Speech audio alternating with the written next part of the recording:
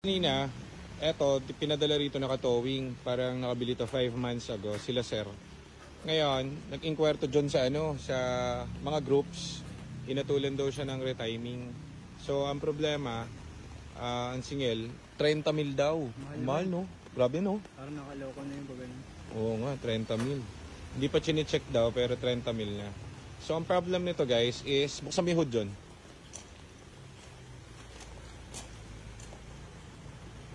Teka, pabubuksan ko.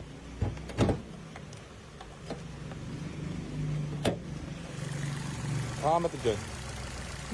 Saan yung ilaw, Ebe? Andyan?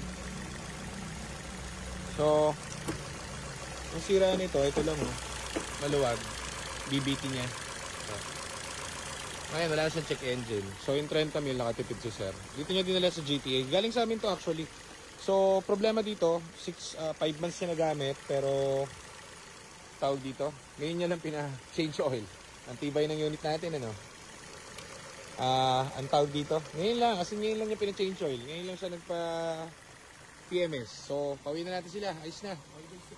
Oh, single dyan, parang 4-5 lang. Reprogram namin, then kinabit lang, libre yun. So, yan lang ang kanyang naging problem at uuwi na sila ng Laguna. Kanina naka-towing, uuwing umaandar, syempre. So, natandaan nyo guys, hindi naman immortal ang kotse, nagkakaroon nyo namang issue, pero hindi lagi yung mga sinasabi ng iba. Kailangan ma-check muna nila at ma-scan para alam nila yung gagawin. Eh, natakot daw si sir dun sa kote, 30 mil. So, at least dito, barya-barya lang. Di ba, Johnsky? All goods. Kung ano lang yung problema, yung gagawin natin. So, ingat kayo ma'am, thank you. Ayan sir, from Laguna pa oh. Sir shoutout sa'yo. Salamat po. Buti hindi mo napagawad sa 30 mil sir. Oo hindi ko na babanggitin. Sige sir, thank you sir. Salamat. Okay boss, ingat.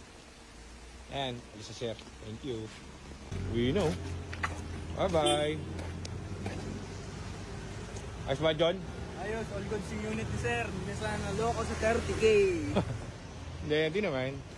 Tirada naman ng iba yan. Kaso lang, 30K kasi dali-dali naman ang problem. Tatali mo lang. Diba?